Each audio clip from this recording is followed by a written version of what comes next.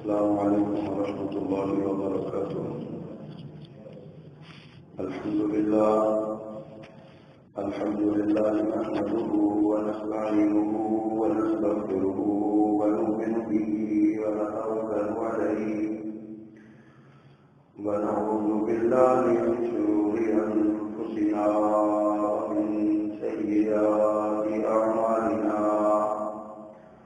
من يهده الله فلا مضل له ومن يضلله فلا هادي له. وأشهد أن لا إله إلا الله وحده لا شريك له وأشهد أن محمدا عبده ورسوله. اللهم صل على محمد وعلى آل محمد كما صليت على إبراهيم وعلى آل إبراهيم إنك حميد مجيد.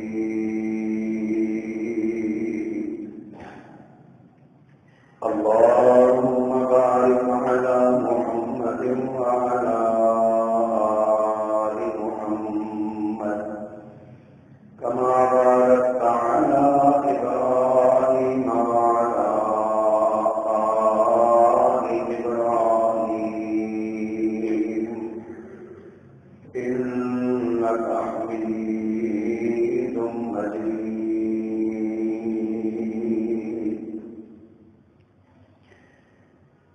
رب اشرح لي صدري ويسر لي أمري واحلل عقدة من لساني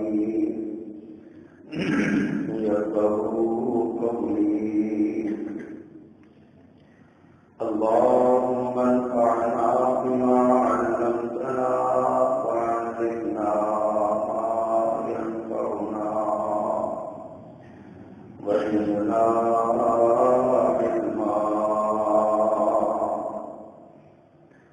أما بعد فأعوذ بالله السميع العليم هو بفضله الكريم وسلطانه الكريم من الشيطان الرجيم من همزه ونفخه ونفثه. بسم الله الرحمن الرحيم. لقد أرسلنا رسلنا بالبينات وأنزلنا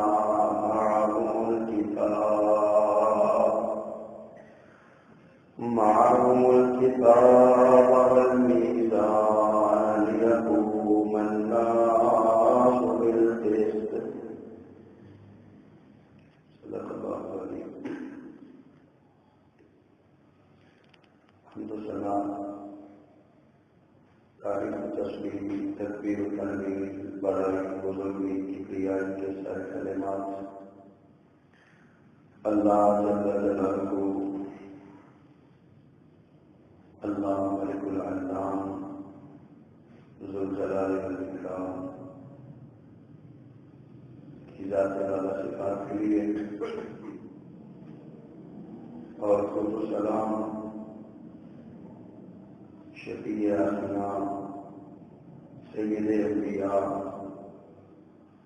امام المرسلین سید الاولین والآخرین سیدنا و مولانا محمد کریم علیہ التحیۃ والتسلیم صلی اللہ علیہ وبارک وسلم کما تحب و ترضی کی ذات والا صفات پر سورۃ الحدید 27واں پارہ ایک آیت کا آدھا حصہ آپ کے سامنے تلاوت کیا ہے. اس آیت میں اللہ سبحانہ و تعالی نے انبیاء کو دنیا میں بھیجنے کا مقصد بیان فرمایا ہے۔ اللہ نے یہ کائنات بنائی اور اس کائنات میں انسانوں کو بسایا، انسانوں کی خدمت کے لیے کائنات کی ہر چیز کو بنایا، آسمان کے سورج سے لے کر تمام سیارے، زمین کے اوپر کی ساری نعمتوں سے لے کر زمین میں چھپے ہوئے سارے خزانے، آسمان اور زمین کے درمیان ہوا، فضا اور خلا، اور تمام مخلوقات جتنی بھی ہیں یہ ساری کی ساری اللہ نے انسان کی خدمت کے لیے پیدا کی، اور انسان کو اللہ نے اپنی بعثت، اپنی عبادت کے لیے پیدا کیا، اور چونکہ اللہ انسان کا خالق ہے، اللہ سبحانہ و تعالی جانتے ہیں کہ یہ انسان بھولنے والا ہے، بھول جاتا ہے، اس کو اس کی ولادت کا مقصد یاد کروانے کے لیے، اس کی پیدائش کا مقصد یاد کروانے کے لیے اللہ تعالیٰ نے 1 2 3 10 15 20 50 100 نہیں، 1,24,000 یا کم و بیش انبیاء کا سلسلہ اللہ نے جاری فرمایا۔ اب یہ سارے انسان، سارے انبیاء جو بہترین انسان ہوتے ہیں، اپنے دور اور اپنے معاشرے کے چنیدہ اور برگزیدہ لوگ ہوتے ہیں، اللہ سبحانہ و تعالیٰ نے ان کے ذمے ایک کام لگایا، اور وہ کام کیا ہے کہ جہالت کی تاریکی میں ڈوبی ہوئی انسانیت کو، شرک اور بدعات اپنے گلے کا توق بنائے ہوئے انسانوں کو حی قیوم رب العالمین کو چھوڑ کر کبھی لکڑی اور پتھر کے مجسموں کو، اور کبھی اپنے جیسے انسانوں کو جن کے پاس طاقت یا اقتدار یا دولت ہے، ان کو خدا بنانے والے انسانوں کو، مذہبی فروغتوں کی پابندیوں میں جکڑے ہوئے لوگوں کو، جابروں کے جبر اور ظالموں کے ظلم کا شکار انسانوں کو وحی الہی کی روشنی میں آزادی، خود مختاری اور عزت کا سبق پڑھ رہے ہیں۔ کہ انبیاء کو یہ سبق دیا، جب جب انبیاء کرام دنیا میں تشریف لائے تب تک اس معاشرے میں، جس معاشرے میں یہ انبیاء تشریف لاتے رہے، ظلمت اور جہالت کی تاریکی تھی، شرک اور بدعات کی گندگی عام تھی، لوگ اللہ کو چھوڑ کر اللہ کے بندوں کو اپنا حاجت روا بنا چکے تھے۔ ہر نیک بندہ، ہر طاقتور بندہ، ہر اختیار والا بندہ، ہر دولت اور ثروت والا بندہ غریبوں کے لیے خدا بن چکا تھا، کمزوروں کے لیے خدا بن چکا تھا، لاچاروں اور بیکاروں کے لیے خدا بن چکا تھا۔ کچھ لوگوں نے معاشیات کے نام پر قوم کا استحصال کیا، اور کچھ لوگوں نے مذہب کے نام پر خود کو اللہ کا نمائندہ بنا کر لوگوں کے حقوق کو پامال کیا۔ ایسی تاریکیوں میں، ایسے اندھیروں میں صرف ایک روشنی تھی جو انسان کی اصلاح، انسان کی فلاح، انسان کی نجات، انسان کی ترقی اور کامیابی کی ضمانت ہو سکتی ہے۔ اور وہ روشنی وحی الہی کی روشنی تھی۔ تو اللہ سبحانہ و تعالی نے اپنے بندوں کے لیے اپنے انبیاء پر جو روشنی اتاری، تمام انبیاء نے اپنے اپنے دور میں اللہ کے دین، اللہ کی نازل کردہ شریعت اور اللہ کا پیغام لوگوں تک پہنچایا اور لوگوں کو اس ذلت اور رسوائی سے نکالا۔ لیکن قوم نے ہمیشہ ہر نبی کی مخالفت کی۔ تاریخ کا ہر دور ہمیں یہ بتاتا ہے، ہر نبی کی سیرت کا پیغام ہمارے لیے یہی ہے کہ اس نبی کے ماننے والوں کی تعداد ہمیشہ تھوڑی رہی ہے۔ سیدنا نوح علیہ السلام کی زندگی کا مطالعہ کریں تو پتہ چلتا ہے کہ انہوں نے اپنی 1200-1300 سالہ زندگی میں سے 950 برس صرف اللہ کے دین کی تبلیغ کی ہے، لیکن 950 سال کی محنتوں کا ثمر 80 آدمی ہیں جو مسلمان ہوتے ہیں۔ سیدنا ابراہیم علیہ السلام امام الانس ہیں، انسانیت کے امام ہیں، لیکن جب تک وہ اپنے علاقے میں رہے، اپنی بستی میں رہے، تو سوائے ایک بھتیجے کے سیدنا لوط علیہ السلام کے کوئی آپ پر ایمان نہیں لایا۔ آپ خلیل اللہ ہیں، اللہ کے دوست ہیں، محنت آپ کی بے انتہا ہے۔ سیدنا موسیٰ علیہ السلام کی قوم کا مطالعہ کریں تو یہاں بھی وہی صورتحال نظر آتی ہے۔ کئیوں نے مانا نہیں، جنہوں نے مانا انہوں نے بھی کبھی اپنی مرضی کے ساتھ مانا اور کبھی چھوڑ دیا۔ ان کو منوانے کے لیے قرآن بتاتا ہے کہ کبھی اللہ نے پہاڑ ان کے سر پہ لٹکا دیا، کبھی خود ان کو اپنے ہاتھوں سے قتل کرنے کا حکم سنا دیا، کبھی ان پر کوئی عذاب بھیجا، کبھی کوئی مشکل ان پہ آئی تاکہ یہ لوگ مان جائیں۔ لیکن جو نہیں مانتے تھے وہ نہیں مانتے تھے، جو مانتے تھے وہ بھی نخرے کرتے تھے۔ سیدنا موسیٰ علیہ السلام نے کہا یہ بیت المقدس ہے، تمہارا علاقہ ہے، جاؤ اپنے آبائی علاقے میں گھس جاؤ، تم یہاں گھس جاؤ، تمہارا دشمن یہاں سے بھاگ جائے گا۔ کہنے لگے فَاذْهَبْ أَنْتَ وَرَبُّكَ فَقَاتِلَا إِنَّا هَاهُنَا قَاعِدُونَ، آپ اور آپ کا پروردگار جاؤ، ان سے جا کے لڑائی کرو، مار مار کے ان کو بیت المقدس سے بھگاؤ، جب یہ دشمن سارے بھاگ جائیں گے تب ہمیں فرمائیے گا، ہم پھر اس بستی میں داخل ہوں۔ پھر اللہ نے سزا یہ دی کہ 40 سال تک اسی بیت المقدس کے گرد گھومتے رہے کولو کے بیل کی طرح۔ سیدنا عیسیٰ علیہ السلام کے ساتھ جو کچھ ہوا وہ بھی ہم سب کے سامنے ہے، پڑھتے ہیں، سنتے ہیں۔ حضرات اس کا یہ مطلب نہیں کہ انبیاء اپنے مقصد میں ناکام ہو گئے۔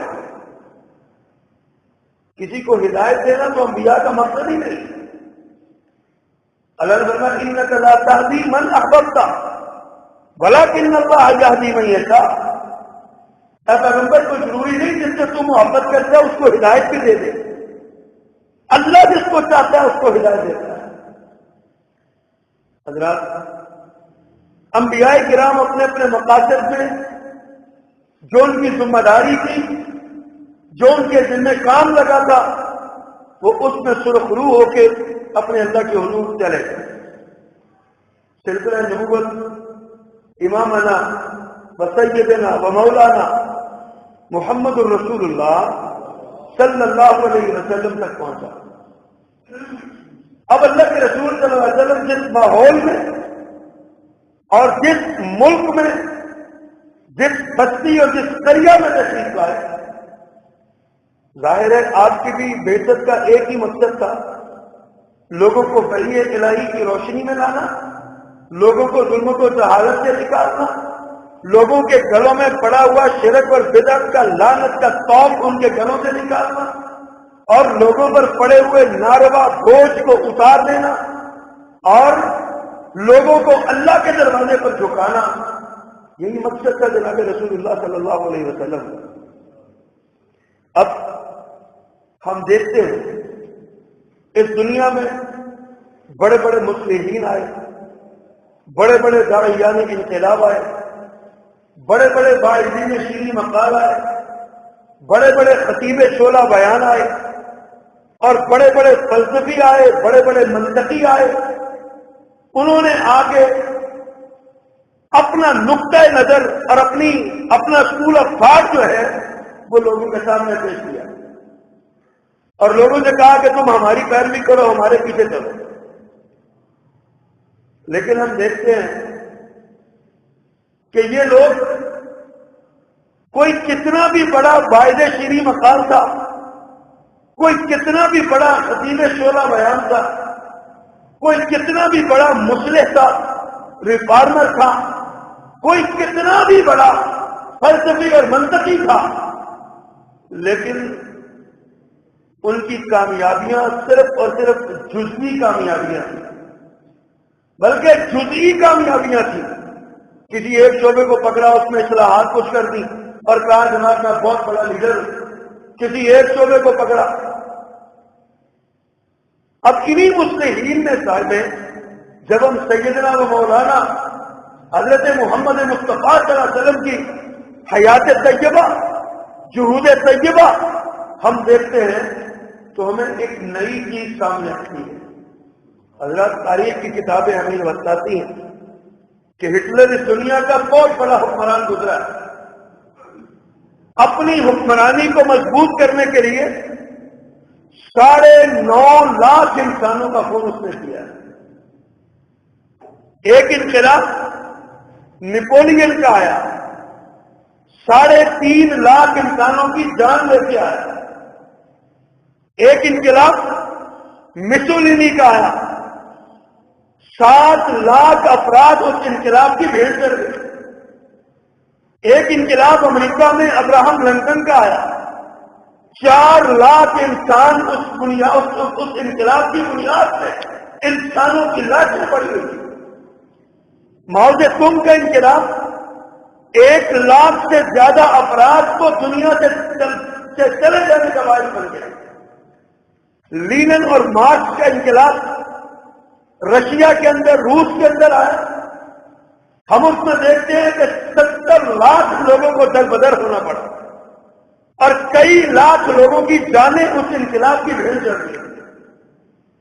پھر یہ ہمارے ماضی قریب میں، ہمارے ہوش کے اندر، عراق کے اندر جو کچھ ہوا، افغانستان کے اندر جو کچھ ہوا، عراق اور ایران کی جنگ کے درمیان جو کچھ ہوا، اور پھر اس کے بعد آگے بڑھتے چلے جائیے ویتنام میں جو کچھ ہوا، اور اس طرح کے دیگر جو ممالک ہیں، ان سب کے اندر آپ دیکھیے عراق میں اب تک ایک محتاط اندازے کے مطابق 1 کروڑ افراد انقلاب کی بھیڑ چڑھ چکے ہیں۔ اور انقلاب کس بات کا ہے؟ کیا انسانیت کی بھلائی کا کوئی پیغام ملا؟ کیا انسان کی فلاح کا کوئی سبق ملا؟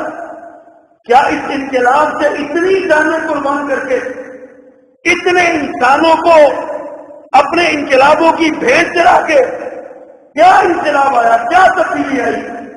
حضرات آپ سارا مطالعہ کر جائیں، سوائے حکومت کی تبدیلی کے، سوائے چہروں کی تبدیلی کے اور کوئی تبدیلی نہیں ہے۔ آج بھی دنیا کا سب سے ناکام اور نکما انقلاب ہوتا ہے جس میں صرف چہرے بدلے جاتے ہیں، جس میں صرف نظام نہیں بدلا جاتا، افراد اور شخصیات تبدیل ہوتی ہیں۔ اور جتنے لوگ آج بھی انقلاب کے دعوے کرنے والے، انقلاب کے نعرے لگانے والے، جن کا خیال ہے کہ ہم انقلاب کے علم بردار ہیں، وہ سارے کے سارے کلی انقلاب کے داعی ہے ہی نہیں۔ صرف جزئی اور جزوی انقلاب کے داعی ہے۔ زندگی کے کسی ایک شعبے میں کوئی حکومت تبدیل کرنا چاہتا ہے، کوئی معاشیات تبدیل کرنا چاہتا ہے، کوئی معیشت تبدیل کرنا چاہتا ہے، کوئی تجارتی نظام بدلنا چاہتا ہے، کوئی خانگی اور معاشرتی نظام بدلنا چاہتا ہے۔ کسی ایک شخصیت نے اگر زندگی کے ہر شعبے میں انقلاب برپا کیا ہے تو وہ صرف اور صرف محمد رسول اللہ صلی اللہ علیہ وسلم، آپ نے انقلاب برپا کیا۔ پہلے تو آپ یہ دیکھیے، یہ ان لوگوں نے جن کا میں نے ذکر کیا اور ابھی میں نے بہت سارے لوگوں کا ذکر نہیں کیا، انہوں نے لاکھوں نہیں کروڑوں جانیں قربان کی ہیں جنگ عظیم اول میں، جنگ عظیم دوئم میں، اور اب یہ تو جنگ عظیم سوئم کی بنیادیں رکھی جا رہی ہیں۔ ان جنگوں کے اندر مرنے والے انسانوں کی گنتی تو کر کے دکھاؤ۔ ہیروشیما اور ناگاساکی میں ایٹم بم کے ذریعے مرنے والے لوگوں کی گنتی تو کر کے بتاؤ۔ افغانستان کے تورا بورا میں کارپیٹ بمباری کے ذریعے مرنے والے انسانوں کی گنتی تو کر کے بتاؤ۔ حضرات، یہ جھوٹے دعوے دار انقلاب تھے، جس انقلاب کی روشنی میں، جس انقلاب کی بنیاد میں وحی الہی کی روشنی نہیں ہے نا، اس انقلاب کی کوئی میعاد نہیں ہے اور اس انقلاب کی کوئی حیثیت اور کوئی اوقات نہیں۔ انقلاب کا معنی ہوتا ہے تبدیلی لانا، انقلاب کا معنی ہوتا ہے بدل دینا کسی چیز کو، نظام کو بدل دینا۔ نظام کو بدلنا بھی ناقص انقلاب ہے۔ نظام میں بے شمار نظام ہے، نظام معیشت ہے، نظام سیاست ہے، نظام تجارت ہے، نظام معاشرت ہے، اور بہت سارے نظام ہیں۔ کس کس نظام کو بدلو گے؟ ان سارے نظاموں کو بدلنے کے لیے ایک جامع نظام، ایک جامع انقلاب چاہیے، اور وہ انقلاب ہے انسان کو بدلنا۔ انسان کو بدلنا۔ جو چور ہے وہ محافظ بن جائے، جو ڈاکو ہے وہ چوکیدار بن جائے، جو قاتل ہے وہ جان کا تحفظ کرنے والا بن جائے، جو لوگوں کو ان کے حقوق پہ ڈاکے مارتا ہے وہ ان کے حقوق کا محافظ بن جائے۔ یہ تبدیلی بیرون سے قطر نہیں آتی، کسی نظام سے نہیں آتی، کسی ڈنڈے سے نہیں آتی، کسی تشدد سے نہیں آتی۔ یہ تبدیلی آتی ہے تو انسان کے اندر سے آتی ہے، اور یہی کام جناب محمد الرسول اللہ صلی اللہ علیہ وسلم نے کیا۔ آپ کے انقلاب کی بنیاد کیا ہے؟ آپ کی بعثت کے مقاصد کیا ہے؟ حضرات، یہ بڑی قابل غور بات ہے، بڑا لمحہ فکریہ ہے ہمارے لیے۔ سوچئے پھر سوچئے، آج سارے انقلاب کے داعی ہیں، ہر بندہ انقلاب چاہتا ہے، انقلاب کے نعرے سڑکوں پہ لگتے ہیں، چوکوں اور چوراہوں پہ لگتے ہیں، لیکن کسی داعی انقلاب سے پوچھ کے دیکھیے کہ آپ کے پاس پیرامیٹرز کیا ہے، کرائیٹیریا کیا ہے، بنیاد کیا ہے، کس چیز کا آپ انقلاب برپا کرنا چاہتے ہیں اور کس چیز پر انقلاب چاہتے ہیں، تو کسی کے پاس کوئی واضح اور کلیئر کٹ جواب نہیں ہوگا۔ یہ اگر کسی کے پاس ہے تو مسلمانوں کے پاس ہے، مسلمانوں کے نبی نے ان کو سکھایا۔ حضرات، آپ سیرت کی کتابیں پڑھیے، آپ حیران رہ جائیں گے کہ صرف 256 جانثاروں کی قربانی دے کے، صرف 256 اور 23 سال کی محنت ہے، 23 برس کی محنت، 256 جانثاروں کی قربانی اور 759 شرپسندوں کو راستے سے ہٹا کے، صرف 759 شرپسندوں کو راستے سے ہٹا کے آپ نے ایک ایسا انقلاب برپا کیا، کائنات کا سب سے جامع، سب سے اہم، سب سے پائیدار، سب سے مضبوط اور سب سے کامیاب انقلاب برپا کیا تو جناب محمد رسول اللہ نے صلی اللہ علیہ وسلم۔ ہمیں سیرت کا پتہ نہیں، ہمارا سیرت کا مطالعہ نہیں، میرے پیغمبر صلی اللہ علیہ وسلم کی پالیسی کیا تھی؟ آپ نے انسان سے محبت کی ہے، آپ نے انسان سے پیار کیا ہے، آپ نے انسان کو بچایا ہے، خود مثال دی ہے، فرمایا میری مثال اس شخص کی طرح ہے جو تمہیں تمہاری گردنوں سے پکڑ پکڑ کے جہنم سے بچا بچا کے پیچھے پھینکتا ہے کہ جہنم میں نہ چلے جانا، جہنم میں نہ چلے جانا۔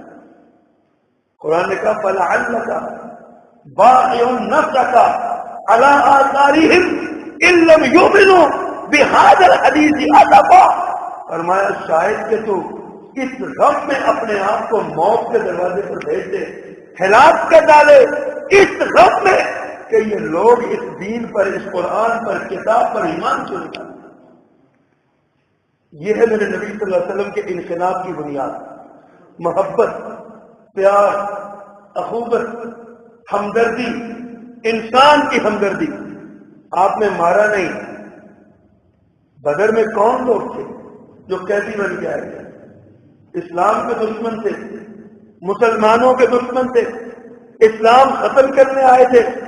بدر کے میدان میں مسلمان جب مدینہ سے چلے تھے تو بدر کے میدان میں لڑنے کے لیے نہیں گئے تھے، کفار مکہ سے چلے تھے تو لڑنے کے لیے آئے تھے، مسلمانوں کو ختم کرنے کے لیے آئے تھے، سبع ہستی سے مٹانے کے لیے آئے تھے اور مسلمانوں کو مٹا کے جشن منانے کے لیے آئے تھے، شراب و شباب کا اہتمام کر کے آئے تھے۔ آج یہ سارے کے سارے پکڑے گئے، 70 مارے گئے، 70 پکڑے گئے، باقی بھاگ گئے۔ 70 کو پکڑ کے مسجد کے ساتھ مدینہ منورہ کے لوگوں کے گھروں میں مسجد نبی کے ستونوں سے باندھ دیا گیا۔ اب یہ بندے ہوئے کون ہیں؟ دشمن، اللہ کے دشمن، اللہ کے رسول کے دشمن، اللہ کے دین کے دشمن، اللہ کے بندوں کے دشمن، اللہ کی ایک سلطنت مدینہ منورہ کے دشمن۔ یہ اتنے بڑے دشمن ہیں، لیکن میرے پیغمبر اپنے کمرے میں بیٹھے ہوئے، کمرے میں لیٹے ہوئے کسی قیدی کے سسکنے کی آواز سنتے ہیں، اس کی مجھے کٹ کے بندی ہوئی ہے، اس کو تکلیف ہو رہی ہے، قیدی کو تکلیف ہو رہی ہے، دشمن کو تکلیف ہو رہی ہے، اس کی رسیاں زور سے بندھی ہوئی ہیں، وہ روتا ہے، آواز نکلتی ہے، مجھے کوئی کھولے۔ وہ پیغمبر، وہ رحمت للعالمین، اپنے بستر سے اٹھ کے بیٹھ گئے، نیند اڑ گئی اور اپنے خدام کو بلایا، کہا یہ کیوں رو رہے ہیں، کیوں آوازیں آ رہی ہیں؟ آقا رسیاں کٹ کے بندھی ہوئی ہیں، ڈوریاں تنابیں کھینچی ہوئی ہیں۔ فرمایا سب کی تنابیں ڈھیلی کر دو، قیدی بھی ہیں تو تب بھی ان کو تکلیف نہ پہنچے، قیدی بھی ہیں تو تب بھی تکلیف نہ پہنچے۔ حضرات مجھے بتائیے دنیا کا کون سا حکمران ہے جو اپنے مفتون لوگوں پہ اس طرح کا سلوک کرتا ہے؟ انقلاب ایسے آتا ہے، انقلاب تشدد سے نہیں آتا، انقلاب صبر سے نہیں آتا، انقلاب جسموں کو جیتنے سے نہیں آتا، انقلاب ملکوں پہ قبضہ کرنے سے نہیں آتا، انقلاب آتا ہے تو دلوں کو جیتنے چاہتا ہے، اور دلوں کو جیتنے کا ہنر میرے پیغمبر نے سکھایا ہے صلی اللہ علیہ وسلم۔ آج ہمیں علم نہیں، ہمیں پتہ نہیں کیسے کیسے آپ کائنات کے سب سے اعلیٰ انسان تھے، سب سے بڑے انسان تھے کائنات میں، آپ سے بڑا انسان کسی ماں نے جنم ہی نہیں، اور قیامت کی دیواروں تک آپ سے بڑا کوئی آ ہی نہیں سکتا، سب سے بڑے انسان تھے، لیکن آپ سادگی کے پیکر تھے، آپ سادہ زندگی گزارنے والے تھے، اپنے دوستوں میں بیٹھے ہوئے، اپنے صحابہ میں بیٹھے ہوئے آپ کوئی اپنے درمیان فرق نہیں کرتے تھے، وہ تو آپ کے چہرے کا نور تھا، آپ کے دل کا سرور تھا کہ باہر جانے والا دیکھ کے پہچان لیتا تھا یہ مخدوم ہے، باقی سارے خادم بیٹھے ہوئے، ورنہ آپ نے کوئی فرق نہیں، آپ نے سادہ زندگی گزاری۔ حضرات ذرا سوچئے ذرا کہ کس طریقے سے آپ کے برپا کردہ انقلاب میں تشدد کی روح نہیں تھی، محبت کا جذبہ تھا، آپ نے لوگوں کے دلوں کو جیتا، آپ نے لوگوں کو جیتا، اور پھر آپ نے نہیں جیتا، آپ کے صحابہ نے بھی جیتا، آپ کے صحابہ نے بھی لوگوں کے دلوں کو جیتا۔ مسلمانوں نے رات کی تاریکی میں ایک ملک پہ، ایک صوبے پہ شبخون مارا، قبضہ کر لیا، حکومت قائم ہو گئی، سارے یہود و نصارا مغلوب ہو گئے اور مسلمانوں کی حکومت اسٹیبل ہو گئی، حکمران قائم ہو گئے، عدالتیں لگ گئی، گورنر بن گیا، سارا کچھ ہوتا ہے۔ ایک عیسائی سادہ کاغذ پہ درخواست لکھتا ہے چیف جسٹس صاحب کے نام، کہتا ہے جناب مسلمانوں کے چیف جسٹس صاحب ایک پکار آپ کے سامنے رکھنا چاہتا ہوں، ہمارے ساتھ ناانصافی ہوئی ہے، ہمیں انصاف دلائیے۔ بعض قاضی صاحب رکا پڑ رہے ہیں، لکھا ہوا ہے اسلام کی جنگی پالیسی یہ ہے، مسلمانوں کے نبی نے مسلمانوں کو تعلیم یہ دی ہے کسی ملک پہ حملہ کرنے جاؤ تو شب کی تاریکی میں حملہ نہ کرنا۔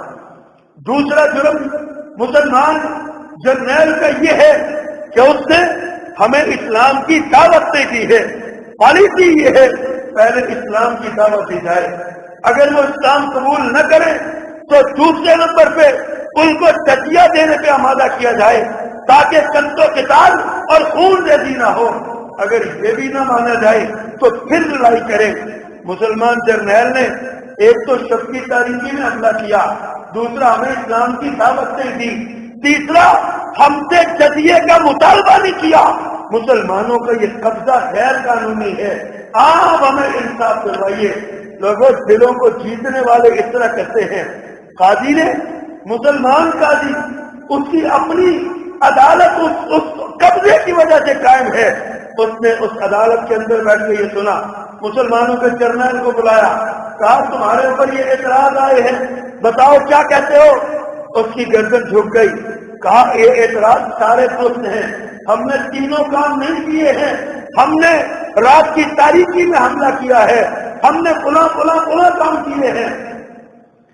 قاضی القضات فیصلہ دیتا ہے، قاضی القضات کہتا لکھتا ہے اپنے فیصلے میں مسلمانوں کا اس ملک پہ قبضہ غیر قانونی ہے، شرعی طور پہ اس کی کوئی حیثیت نہیں ہے، میں بطور چیف جسٹس حکم دیتا ہوں تمام مسلمان فوجیں بستی چھوڑ کے باہر نکل جائیں اور دوبارہ اسلامی شریعت کے مطابق حملہ کر کے اس میں قبضے کیے ہوئے ملک کو چھوڑ دیں۔ یہ اسلامی تاریخ ہے۔ اور چشمے فلک میں عجیب نظارہ دیکھا، یہودی اور عیسائی آپس میں کہتے ہیں وہ بھلا قبضہ کیا ہوگا تو چھوڑے گا، قاضی بدل جائے گا، قاضی کا فیصلہ بدل جائے گا، تم یہ نہیں جائیں گے۔ لیکن اگلا دن چڑھنے سے پہلے لوگوں نے دیکھا مسلمانوں نے اپنا سامان اٹھایا ہوا ہے، اپنی تلواریں زیریں اٹھائی ہوئی ہیں اور جناب شہر کے دروازے کی طرف جا رہے ہیں، اور قاضی صاحب سب سے آگے آگے جا رہے ہیں، سب سے آگے آگے جا رہے ہیں، اور یہ عیسائی عام لوگ چیخیں مارتے ہوئے، سسکیاں لیتے ہوئے، منتیں کرتے ہوئے، پاؤں کو ہاتھ لگاتے ہوئے آگے بڑھتے ہیں۔ خدا کے لیے نہ جاؤ، تم جیسا مہربان حاکم ہمیں نہیں ملے گا، نہ جاؤ نہ جاؤ، ہم تمہیں روکتے ہیں نہ جاؤ، چابیاں خود تمہیں دے دیتے ہیں، خدا کے لیے نہ جاؤ۔ لوگوں ایسا منظر دنیا کے کسی مذہب کی تاریخ میں دکھاؤ کیسے؟ اور پھر وہ باقی سارے جو پادری اور بڑے تھے نا، وہ دروازے پہ اپنے شہر کے دروازے پہ، فقیر کے دروازے پہ وہاں پہ جاتے ہیں اور قاضی صاحب اور جرنیل کے سامنے ہاتھ جوڑ دیتے ہیں، کہتے ہیں جناب آپ کا دین بھی سچا اور آپ بھی سچے، آپ کی دعوت بھی سچی، آپ چابیاں یہ لیں، شہر آپ کا ہوا اور ہم بھی آپ کے، ہمیں کلمہ پڑھائیے، ہم آپ کے ہوتے ہیں۔ حضرات ایسا کیوں نہ ہو؟ اس انقلاب کی بنیاد میں میرے محمد صلی اللہ علیہ وسلم کی تعلیم تھی، تعلیم ہی نہیں آپ کا عمل بھی تھا، آپ نے ایسا ہی عمل کر کے دکھایا۔ مکہ میں صحت پڑھتے کھانے کو کچھ نہ ملے، بچے بلکیں، لوگ ہڈیاں چوسے اور کھجور کی کچلیاں چوسے، قحط پڑ گیا، اوپر سے شاہ وہ سمامہ सुमामा बिन उसाल रजी अल्लाह ताला अन्हु ने उनका गला बंद कर दिया। कहा गला तो मक्के में मेरे पास ही जाता है ना, ये जन्नत मेरे पास से जाती है, ये बंद ता हुक्म तानी बंद, अब परवाना राहदारी मदीना से आएगा। ये वही सुमामा है ना जो गिरफ्तार हो गया, अल्लाह के रसूल ने बांध दिया मस्जिद में। आप नमाज के बाद गया, कहते हैं सुमामा सोच रही हो बड़े, क्या हाल है, मेरी तरफ देखो, अपना हाल चाल सुनो। सुमामा बड़े गुस्से के साथ कहते हैं इन तक्तुल जादविल, वो मोहम्मद सल्लल्लाहु अलैहि वसल्लम, मैं कोई मामूली आदमी नहीं हूं, मुझे काम ही ना समझ लेना, मैं चौधरी हूं और ताकत और कुव्वत वाला हूं, मुझे मारोगे तो मेरा बदला लेने वाले मौजूद हैं, और अगर मुझे छोड़ोगे तो मैं कोई आम आदमी कमीना दस्त आदमी नहीं हूं, एहसान करूंगा। बाकी तुम कहते हो कि मेरी तरफ देखो, अयाजुम बिल्लाह, कितना सख्त जुमला बोलते हैं। कहते हैं तेरे चेहरे से बुरा चेहरा ही कोई नहीं लगता मुझे, मैं तुझे क्या देखूं, नाउज़ बिल्लाह। मेरे आका मुस्कुराते हैं, चले जाते हैं, अगली बार फिर आते हैं, फिर कहते हैं सुनाओ सुमामा मेरी तरफ तो देखो, वही जवाब, तीसरी बार फिर वही जवाब। सहाबाए किराम के हाथ तलवारों के दस्तों पे लड़ते हैं, आप इजाजत दीजिए गर्दन उड़ा दें, आपके पलक झपकने से पहले इसकी गर्दन कट के आपके कदमों में डाले। लेकिन मेरे पैगंबर इनकलाब, पैगंबर रहमतुल लिल आलमीन, शफीए आतिया, अल्लाह अकबर, फरमाते हैं मेरे सहाबा इसकी रस्सियां खोल दो, जाओ सुमामा मैंने तुमको आजाद कर दिया। जब सुमामा ने ये पैगाम सुना ना आजादी का, वो जो मरने के लिए तैयार बैठा था, एक झटका खाया जोर से, निगाहें मेरे मोहम्मद के चेहरे पे पड़ी और फिर पढ़ के ही गए सल्लल्लाहु अलैहि वसल्लम। रस्सियां खुल गई, सुमामा जाने लगा बाहर को, आप अपने काम लग गए, सुमामा बाहर को निकल गया। सुमामा कहते हैं जा मैं आगे को रहा था, दिल मेरा पीछे को आता था, कदम आगे को बढ़ते थे, दिल पीछे को आता था। आगे कुआं आया, उस पर गुसल किया, गुसल करके वापस पलट गए। अल्लाह के रसूल के सामने खड़े हो गए मस्जिद नबी में, आपने निगाह उठाई, फरमाया सुमामा तुम्हें तो आजाद कर दिया था। कहा आजाद कर दिया, गिरफ्तारी किया, गिरफ्तारी किया, कलमा पढ़ाइए लोगों। ये सुमामा, इन्होंने मक्के का राशन बंद कर दिया, मक्के में कहर पड़ गया। अबू सुफियान आए मेरे पैगंबर के पास, आपकी तालीम की बात करता हूं, आपके अमल की बात करता हूं, हजरात जरा गौर कीजिए इस बात पे। आए अबू सुफियान और आके रिश्तेदारी का वास्ता दिया, ए मोहम्मद सल्लल्लाहु अलैहि वसल्लम, वहां तेरे ही अपने कुछ लक्ष्य लगाते हैं, तेरे को भतीजे हैं, तेरे को चचे हैं, तेरे को अजीज हैं, कोई रिश्तेदार हैं, मर के भूख से, उनके बच्चे बिलख रहे हैं दूध से, और तू कैसा बादशाह है, कैसा हुक्मरान है। मेरे पैगंबर सल्लल्लाहु अलैहि वसल्लम से ये कड़वी कसैली बातें की, ये तो वैसे ही रहमतुल लिल आलमीन थे। मेरे पैगंबर मुस्कुराए, फरमाया सुमामा को खत लिखो, इनकी कनक भेजे, इनके रास्ते खोले, और खुद अपने खजाना खास से 500 अशरफी अबू सुफियान को दिखा, जाओ मक्का के गरीबों में बांट लेना। इसको इनकलाब कहते हैं। ये इनकलाब आया, और ये वो नबी सल्लल्लाहु अलैहि वसल्लम, आज मक्का फतह हो गया, मेरा पैगंबर फातेह है, मक्का में फख्र के साथ गर्दनें उठी हुई हैं। ऐसा ही होता है ना, लेकिन ये कैसे पाते हैं, मक्का फतह हुआ, गर्दन में अकड़ नहीं आई, सरिया नहीं आया, गर्दन इतनी झुक गई कि सामने ऊंट की कोहान को टकरा दिया, और कहते हैं अल्लाह ये तू ही है, ये फतह तूने दी है, ये इज्जत तूने दी है, ये कामयाबी तूने दी है। अल्लाह तारीफें तेरे लिए, किबरियाई तेरे लिए, बड़ाई तेरे लिए, इज्जतदारी तेरे लिए, ये तेरे इनाम हैं जो तूने हम पे किए हैं। हजरात के मेरे पैगंबर से आज मक्का फतह हो गया, मेरे पैगंबर फातेह है, सरदार है, रहनुमा है, अपनी ऊंटनी पे खड़े हैं, और सामने सारे दुश्मन कितार अंदर कितार खड़े हैं। 20 سال کی دشمنیوں کا بدلہ چکانے کا وقت آیا. 20 برس جن کی زبان کے نشتر سہے، جن کے ہاتھوں سے تکلیفیں سہی، جنہوں نے راستے میں کانٹے بچھائے، جنہوں نے میرے پیغمبر کو کبھی مجنون کہا، کبھی جادوگر کہا، کبھی معاذ اللہ جھوٹا کہا، کبھی میرے پیغمبر کو نعوذ باللہ پاگل کہا، کبھی میرے پیغمبر کو کچھ کہا، کبھی پکتی ہوئی ہنڈیا میں سالن کے اندر گندگی پھینکی، کبھی میرے پیغمبر کے گلوئے اثر میں کپڑا ڈال کے پل دیا، کبھی میرے پیغمبر کی کمرے اثر پہ گندی اوجری لا کے رکھ دی. حضرات آج یہ 20 سال کے مجرم سامنے کھڑے ہیں اور میرے پیغمبر کی گردن جھکی ہوئی ہے. میرے پیغمبر کی گردن جھکی ہوئی ہے. پوچھتے ہیں ساتھی ہو، مکہ والوں، جانتے ہو میں کون ہوں؟ کیا سمجھتے ہو؟ آج مجھ سے کس سلوک کی توقع رکھتے ہو؟ لوگوں بتائیے تو دشمن تو اس کی مرضی کی بھی سزا دیتا ہے. مغلوب دشمن ہے اور سزا کے لیے پوچھ رہے ہیں بتاؤ تم مجھ سے کس چیز کی توقع رکھتے ہو؟ اب ان کی گردنیں جھک گئی اور سارے کہنے لگے انت الکریم وابن الکریم وابن الکریم. اے محمد صلی اللہ علیہ وسلم، ہم تجھ سے خیر کی توقع رکھتے ہیں، تجھ سے حسن سلوک کی بھیک مانگتے ہیں. ہمیں امید ہے کیونکہ تو بھی عزت والا، تیرا باپ بھی عزت والا، تیرا دادا بھی عزت والا، تو عزت والے خاندان کا فرد ہے. ہم سلوک کی توقع رکھتے ہیں کہ تو ہم سے اچھا سلوک کرے گا، ہم پہ رحمت کرے گا، ہم پہ مہربانی کرے گا.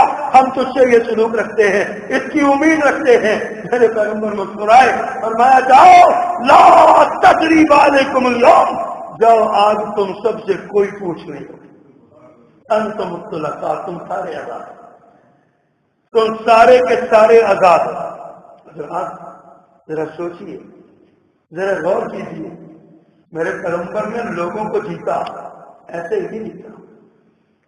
کیا وجہ تھی؟ اللہ کے رسول دنیا سے رخصت ہوتے ہیں، 10 لاکھ مربع میل پر اسلام کا جھنڈا تھا. ابوبکر صدیق آتے ہیں، دنیا سے 2 سال چند دنوں کے بچا نما کے بعد رخصت ہوتے ہیں. 11.5 لاکھ مربع میل پہ اسلام کا جھنڈا تھا. حضرت ابوبکر صدیق جاتے ہیں، عمر فاروق آتے ہیں، 10 سال حکومت کرتے ہیں. 10 سال میں 22.5 لاکھ مربع میل پہ اسلام کا جھنڈا لہرایا. حضرت عمر شہید ہوتے ہیں، حضرت عثمان آتے ہیں، 12 سال حکومت کرتے ہیں، 44.5 لاکھ مربع میل پہ اسلام کا جھنڈا لہراتا ہے. حضرت علی آتے ہیں، 44.5 لاکھ مربع میل کو سنبھالتے ہیں. حضرت حسن کا 6 ماہ کا دور حکومت 44.5 لاکھ مربع میل کو سنبھالتے ہیں. حضرت امیر معاویہ آتے ہیں، 19 سال حکومت کرتے ہیں. 19.5 برس میں 64,65,000 مربع میل پہ اسلام کا جھنڈا لہراتے ہیں. اسلام پھیلتا جا رہا تھا. کیا تلوار کے زور پہ پھیل رہا تھا؟ یہ نبی کی تعلیمات کے زور پہ پھیل رہا تھا. یہ وہ انقلاب تھا جو میرے پیغمبر نے مدینہ منورہ میں برپا کیا. آپ نے ایک نیا انسان کھڑا کیا، نیا انسان آپ نے کھڑا کیا. ایسا انسان جو دنیا کی عدالتوں کے سامنے نہیں، اپنے ہی ضمیر کی عدالت کا مجرم بن کے کھڑا ہو گیا. اپنے ہی ضمیر کے سامنے دن رات کھڑا رہنے لگا. اپنے ہی ضمیر کے سامنے ہر وقت اس کو اس بات کا فکر رہتا، ہر وقت اس بات کی دھن رہتی کہ کہیں میرے فلاں عمل سے میرا رب ناراض نہ ہو جائے. ایسا انسان آپ نے پیدا کیا. اللہ اکبر. جس کو امیر المومنین بنا دیا جاتا وہ رونے لگتا. آج یہاں کونسلر بن جائے نا، وہ جشن مناتا ہے، وہ جشن مناتا ہے، نعرے لگاتا ہے، بھنگڑے ڈالتا ہے، ڈانس کرتا ہے، کونسلر بنتا ہے. کوئی حیثیت اور اوقات نہیں ہے جس کی. اور لوگوں جن کو 22 لاکھ مربع میل کی حکومت ملی وہ رو رہے ہیں، رو رہے ہیں. امیر المومنین کیوں روتے ہیں؟ فرات کے کنارے بکری کا بچہ مر گیا تو پوچھ مجھ سے ہو گئی، اس لیے روتے ہیں. اپنے گناہ مسلم سے کہتے ہیں میرے کمر پہ ذرا سامان تو لگواؤ، راشن کا سامان لگواؤ. وہ فلاں جو بیوی ہے نا اس کے بچے بھوکے ہیں، اس کو دیکھا تھا روتے ہوئے بچوں کو، چولہے پہ پڑی ہوئی ہنڈیا کو دیکھا، ماں کو ڈانٹا جا کے، اے بیوی تو بچوں کو کھلاتی پلاتی کیوں نہیں ہے؟ کب سے ہنڈیا چولہے پہ چڑھائی ہوئی ہے؟ ماں ادھر سے کیا تب بھی چولہے پہ ہنڈیا تھی، اب آیا تب بھی چولہے پہ ہنڈیا، اتارو اس کو کھلاؤ، بچے رو رہے ہیں۔ ماں کہتی ہے جی راجا اپنے راستہ لے، میں تو اس میں کچھ بھی نہیں ہے، پانی رکھا ہوا ہے، بچوں کو بہلا رہی ہوں، خود ہی بھوکے سو جائیں گے۔ حضرت عمر کانپ کے کہا کیوں نہیں کھلاتی، تیرے پاس کیوں نہیں ہے؟ کہا مسافر ہوں، میرے پاس کچھ نہیں۔ کہا تو نے امیر المومنین کو بتانا تھا۔ کہا وہ امیر المومنین ہی کہتا جو اپنی رعایا کا خیال نہ رکھے۔ حضرت عمر کے تو رونگٹے کھڑے ہو گئے، دوڑے وہاں سے بیت المال میں آئے اور بوری میں سامان لاتا، اپنے غلام اسلم سے کہتے ہیں یہ انقلاب ہے، انقلاب، حضور اس کو انقلاب کہتے ہیں۔ اپنے غلام سے کہا یہ بوری میرے کندھوں پہ لاد دو، میں جا کے اس مائی کے بچوں کی بھوک مٹا دوں، اس کا سامان کر دوں۔ اللہ اللہ اللہ، غلام خادم اسلم کہتا ہے حضور آپ مجھے حکم کیجیے میں آپ کا خادم اٹھا لوں۔ فرمایا غلام اسلم تم جانتے نہیں ہو یہ بوجھ میں نہیں اٹھانا ہے، آج تم اٹھا لو گے کل کون اٹھائے گا قیامت کے دن۔ یہ ہے ایک انسان، ایک نیا انسان جو میرے پیغمبر نے پیدا کیا۔ اور جانتے ہیں عمر کون تھا؟ یہ سارا دن شراب پینے والا تھا، یہ سارا دن ناچ اور گانے کا رسیا، بڑی بڑی مونچھیں اور بڑا پہلوان جگہ اپنے علاقے کا، اور ہاتھ میں ہر وقت تلوار۔ یہ عمر آج اس نے ایمان قبول کیا تو اس کی کایا ہی پلٹ گئی ہے، اس کی کایا ہی پلٹ گئی۔ حضرات پیغمبر کے انقلاب کی بنیاد کیا ہے؟ میرے آقا نے جو انقلاب برپا کیا نا اس میں لوگوں کو صوفی نہیں بنایا، اس میں لوگوں کو درویش نہیں بنایا، اس میں لوگوں کو حجرے میں داخل نہیں کیا، اس میں لوگوں کو برائی سے بھاگنے والا اور نیکی کے کاموں کو چھپ چھپ کے کرنے والا نہیں بنایا۔ اللہ کے پیغمبر نے جو تعلیم دی ہے اس میں آپ نے چرری، بہادر، بے باک، جرت مند اور اسلام کا جھنڈا اٹھانے والا، برائیوں سے روکنے والا اور نیکیوں پہ لانے والا بنا کے بھیجا ہے۔ یہ میرے پیغمبر کی تعلیمات ہیں جن کے ذریعے ایک نیا انسان دنیا کے سامنے آتا ہے۔ حضرات آج ہمیں ضرورت اس عمر کی ہے، آج بھی ضرورت اس عمر کی ہے۔ آج جب بیت المقدس جو تھوڑا بہت ہمارے پاس نشان تھا وہ ہم سے چھن رہا ہے، اور یقین جانیے سمجھے چھن چکا ہے، ہم کچھ نہیں کر رہے۔ کل OIC کا اجلاس ہوا، 52 ممالک میں سے 17 کے سربراہ وہاں موجود تھے، باقی کیوں نہیں گئے؟ اس کا مطلب یہ ہے کہ ہم نے اس کڑوے خون کو پی لیا، قوم سو رہی ہے، قوم بے حس ہو چکی ہے، ہمیں الجھا دیا گیا ہے آپس کی نفرتوں میں، آپس کے اختلافات میں۔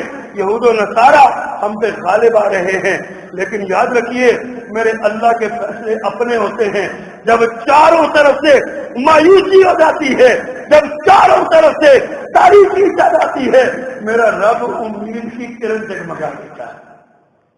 اور انشاءاللہ بظاہر تو بیت المقدس ہم سے چھن گیا ہے، لیکن اللہ کے ہاں امید ہے کہ ایسا نہیں ہوگا۔ انشاءاللہ اللہ کوئی ایسا پیدا کرے گا جو جرأت کے ساتھ للکارے گا، اور صرف بڑک ہی نہیں مارے گا، فیس بک پہ ٹویٹر پہ ٹویٹ نہیں کرے گا، فیس بک پہ پوسٹ اپلوڈ نہیں کرے گا، عملی میدان میں جا کے اس کے لیے کچھ کرے گا، اور انشاءاللہ دنیا کو بتائے گا کہ مسلمان بھی زندہ ہیں اور بیت المقدس کے محافظ بھی زندہ ہیں۔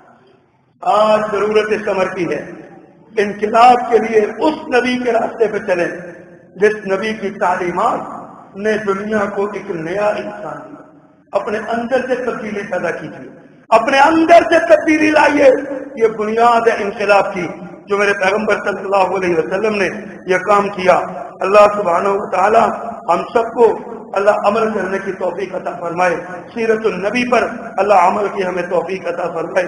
وما علینا